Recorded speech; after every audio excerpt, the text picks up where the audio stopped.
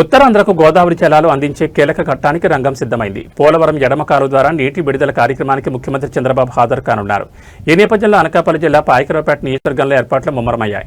పాయకరావుపేట మండలం సీతారాంపురం నుంచి పిఎల్పురం పాయకరావుపేట వరకు పోలవరం ఎడమ కాలువను హోంమంత్రి అనిత పరిశీలించారు. అనంతరం అధికారులతో సమీక్ష నిర్వహించి జలహారతి కార్యక్రమం విజయవంతాన్ని తీసుకోవాల్సిన చర్యలపై సూచనలు చేశారు. గోదావరి జలాలు అందుబాటులోకి వస్తే పాయకరావుపేట నియోజకవర్గంలో సుమారు 35,000 ఎకరాలకు సాగునీరు అందే అవకాశం ఉందని మంత్రి తెలిపారు. ఉత్తరాంధ్ర రైతులకు ఇది ఎంతో ప్రయోజనం చేకూర్చే చారిత్రాత్మక ఘట్టమన్నారు. గోదావరి జలాల రాకతో తాండవ, వరాహ, శారదా నదులకు కూడా నీటి లభ్యత పెరిగే అవకాశం ఉందని అనిత పేర్కొన్నారు. ఎన్నో ఏళ్లుగా రైతులు ఎదురుచూస్తున్న కల సాకారం కాబోతోందని అన్నారు. గోదావరి జలాలు పంట పొలాలకు చేరడం ఉత్తరాంధ్ర చరిత్రలో నిలిచిపోయే ఘట్టమని, రైతులు ఈ జలాలను సద్వినియోగం చేసుకోవాలని హోంమంత్రి అనిత పిలుపునిచ్చారు. ఈ పర్యటనలో అనకాపల్లి జిల్లా collector Vijayakrishnan, joint collector Shauryaman Patel, Polavaram irrigation SE Yesubabu, అడ్రోడ్ ఆర్డీఓ రామలక్ష్మి, వివిధ కార్పొరేషన్ల డైరెక్టర్లు Chittibabu, Shivadatt, William Carey, TDP నేతలు వినోద్ రాజు, కాశీనాయుడు, వెంకటేష్, ప్రదీప్, అబద్దం, వరహాలబాబు, నారాయణరావు తదితరులు పాల్గొన్నారు.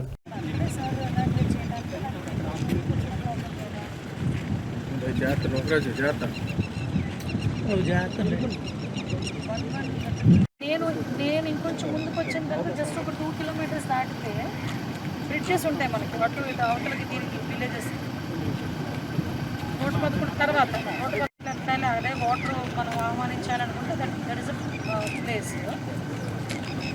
దానికి షుగర్ ఫ్యాక్టరీలో మనం పెట్టకూడదు, నియర్ బై ఏమైనా వెన్యూ ఉందేమో ఎత్తుక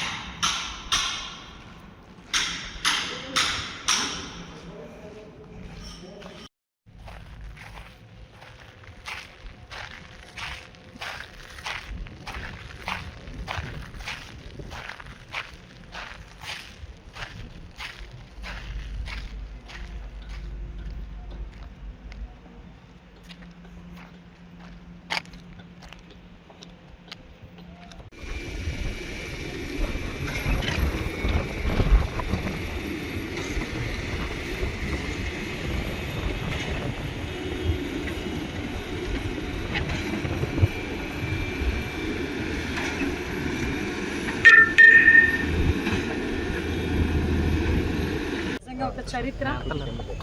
ఉత్తరాంధ్ర వాసులు ఎప్పటి నుంచో కలలు కంటున్న గోదావరి జలాలు కళానది సాకారం కాబోతుంది అతి కొద్ది రోజుల్లో. ఈరోజు ఇక్కడ మీరు అందరూ కూడా చూస్తున్నారు, దగ్గర ఈ కెనాల్ పనులు కూడా ఎలా జరుగుతున్నాయి, లెఫ్ట్మెంట్ కెనాల్ సంబంధించిన పనులు కూడా ఎలా జరుగుతున్నాయి మీరు అందరూ కూడా చూసారు. ఇక్కడ అతి త్వరలోనే గౌరవ ముఖ్యమంత్రి గారు ఇక్కడికి ఉత్తరాంధ్రకి గోదావరి జలాలు తీసుకురావాలి, గోదావరి నీళ్ళు ఇవ్వాలి, అది కంపల్సరీగా జరగాలి అని ఒక దృఢ నిశ్చయంతో పనులు వేగవంతం చేయడమే కాదు, ఆ పనులకి ఈరోజు సార్థకత చేకూరి ఓవరాల్గా ఇక్కడికి నీళ్ళు తీసుకొచ్చే కార్యక్రమాన్ని కూడా మనం అందరం కూడా ఈరోజు శ్రీకారం చుట్టుకుంటున్నాం. దీనిలో భాగంగానే ఇక్కడున్న రైతాంగం సూపర్ ఎల్నినో ఎలాంటి పరిస్థితులు ఉన్నాయి మనందరికీ కూడా తెలుసు. ఎల్నినోలోనే పరిస్థితులు మనం గడ్డు పరిస్థితులు ఎదుర్కొనే పరిస్థితులు, సూపర్ ఎల్నినో పరిస్థితులు ఈరోజు మనం ఎదుర్కోబోతున్న సందర్భం. అలాంటి సందర్భంలో ఈరోజు రైతాంగాన్ని అందరికీ కూడా ఊరట కలిగించే విధంగా గోదావరి జలాలను తీసుకొచ్చి ఈరోజు ఇక్కడున్న పంట పొలాలకి కూడా వాటర్ ఇచ్చే పరిస్థితిలో ఇటు తాండవాకి కానీ, ఇటు వరాహకి కానీ, శారదా నదికి కానీ వాటర్ ఇచ్చే పరిస్థితి సుమారుగా చూసుకుంటే దగ్గర ఒక పాయకరావుపేట నియోజకవర్గంలోనే 25,000 ఎకరాలకి 3 మండలాల్లో 25,000 ఎకరాలు, కోటవరట్లో ఇంకో 10,000 ఎకరాలు, అంటే దగ్గర 35,000 ఎకరాల ఆయకట్టుకి ఈరోజు నీళ్ళు ఇచ్చే కార్యక్రమానికి కూడా మనందరం కూడా శ్రీకారం చుట్టుకునే పరిస్థితి. ఎంతోమంది రైతాంగం ఈరోజు వర్షాల గురించి, నీరు గురించి ఎదురు చూసిన తరుణంలో ఇటువంటి జీవకళ అన్నది నిజంగా సార్థకత చేకూర్చున్నందుకు గౌరవ ముఖ్యమంత్రి గారిని మేమందరం కూడా చాలా గౌరవంగా అపర భగీరథుడు అంటుంటాం. నిజంగా అపర భగీరథుడు అనే మాటకి ఈరోజు సార్థకత ఉంది.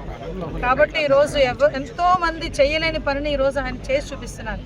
నిజంగా చెప్పాలంటేనండి, నా చిన్నప్పటి నుంచే కాదు, ఈరోజు కెమెరాలు పట్టుకున్న మీరు కానీ టీవీలో చూస్తున్న చాలా మంది పోలవరం అంటే చిన్నప్పటి నుంచి పోలవరం అంట. అటువంటి పోలవరం ఈరోజు మన ఊర్లోకి, ఆ పోలవరం ద్వారా నీళ్లు, గోదావరి నీళ్లు మన ఊర్లోకి వస్తున్నాయి, మన పంట పొలాలకు వస్తున్నాయి అన్నది ఈరోజు చరిత్ర. మన రేపొద్దు భావి తరాల వాళ్ళకి కూడా చెప్పుకునే దానికి ఒక మంచి తరుణం కింద భావించుకోవాలి. నేను ఒకటే విజ్ఞప్తి చేస్తున్నా,